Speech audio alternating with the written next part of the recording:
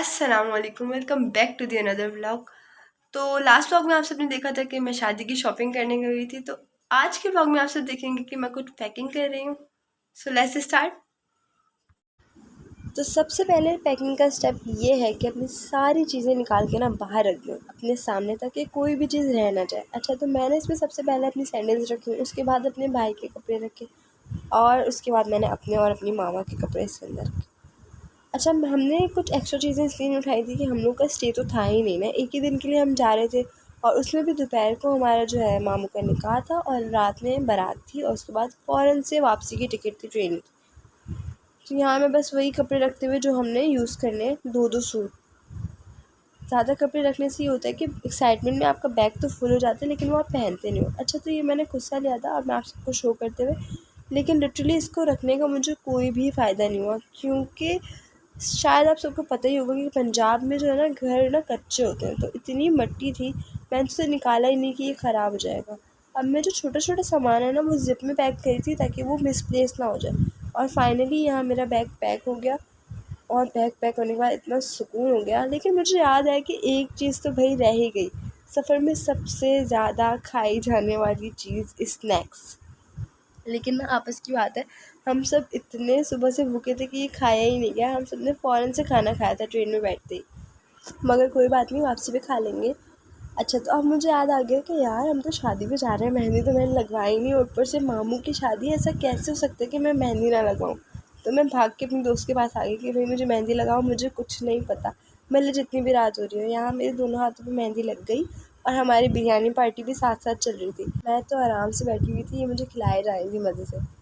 अच्छा, तो आप सबके साथ मैंने ये ब्राइडल लहंगे शेयर नहीं किए थे, ज़ाहिर है उस वक्त तक ये आए नहीं थे।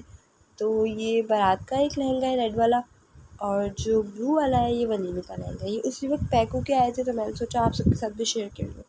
अच्छा, मैं मेहंदी का ना 5 मिनट में या 10 मिनट में मैं मेहंदी वॉश कर देती हूँ, हमेशा से मेरी ये बहुत बुरी आदत है। लेकिन फिर भी अल्लाह का शुक्र है, कलर अच्छा आ जाता है। तो यहाँ मैं आप सबको मेहंदी शो करी थी। हम लोगों ने उसी वक्त बरी के सूट जो है ना पिनअप किए थे। तो ये मैं आप सबको बरी के सूट दिखाते हुए, रात के कोई 2:30-3 बज गए थे हमें ये पैक करते हुए। हमने दुल्हन का बैग जो है सबसे एंड में इसलिए पैक किया कि ताकि कोई भी चीज़ जो है ना रह ना जाए, मिसप्लेस ना हो जाए, हम अच्छे से देख के वो पैक करें। हम सब की तैयारी कंप्लीट हो चुकी थी ना, तो जब सुबह हमें निकलना था तो हमने रात को बैठ के उनका ये बैग पूरा पैक किया था। और ये फाइनली फाइनली फाइनली हम लोग अपनी ट्रेन में बैठ चुके थे। अच्छा, तो मज़े का सीन ये है कि मैं वो सब शूट इसलिए नहीं कर पाई कि हम लोग 5 मिनट लेट थे, और जो हमारी ट्रेन है वो दूसरे स्टेशन पे आई थी, यानी कि जो पुल क्रॉस करना पड़ता है ना, जो ब्रिज क्रॉस करना पड़ता है। हम लोग कोई 10 लोग थे, और ऊपर से बैग भी आप समझ लें 10 के 10। तो मुझे ना व्लॉग की तो बिल्कुल टेंशन नहीं थी, मुझे ये था कि बस फ़ौरन से पहुंच जाए। और बस यहाँ भूख लग गई, और ये रोडी का स्टेशन था। हम लोग कोई रात के तकरीबन 3 बजे यहाँ पे रुके थे, और यहाँ कोई आधा घंटा गाड़ी रुकी थी। तो हमने अच्छे से मज़े से ना चावल छोले और कॉफ़ी शॉफ़ी चाय हमने खुल के एंजॉय किया था। फाइनली हमारा खानपुर का जो स्टेशन था, हमें खानपुर ही आना था, हम पहुँच चुके थे। और यहाँ हम कुछ पहुँचे थे 5 बजे के करीब ना, बिल्कुल अंधेरा था। एक तो इतनी ठंड, कराची में मौसम तो मोस्टली गर्म ही रहता है, जैसे कि अभी भी ऐसे ही चल रहा है, लेकिन वहाँ काफ़ी ज़्यादा अच्छा मौसम था, ठंड थी। अब हम लोग इतना लेट पहुँचे थे, तो हमने उन्हें ना परेशान करना ठीक नहीं समझा कि यार हमें आके पिक कर लें। तो हमने उनसे यही कहा था कि आप अपने घर के बाहर रुकें, हमें एड्रेस समझा दें, हम खुद वैन करके आपकी तरफ आ जाएंगे। और बस मैं दुआ कर रही थी कि मैं जल्दी से जल्दी पहुँच जाऊँ, ताकि मैं थोड़ा सा रेस्ट कर सकूँ। बिल्कुल ट्रेन में हम लोग ना रेस्ट नहीं कर पाए, और यहाँ फाइनली हम लोग उनके घर पहुँच गए। और ये है ना ठंडे ठंडे मौसम में, और इतना ज़बरदस्त कोई सीन था। हम लोग निकल गए वॉक पे, बिल्कुल सारी थकन भूल गई। जो मैं सोची थी ना मैं सोऊंगी, उसके बाद सारी थकन भूल गई मुझे, और मैं मज़े से अपना ना वॉक कर रही हूँ, और पिक्चर्स हमने बहुत सारी क्लिक की।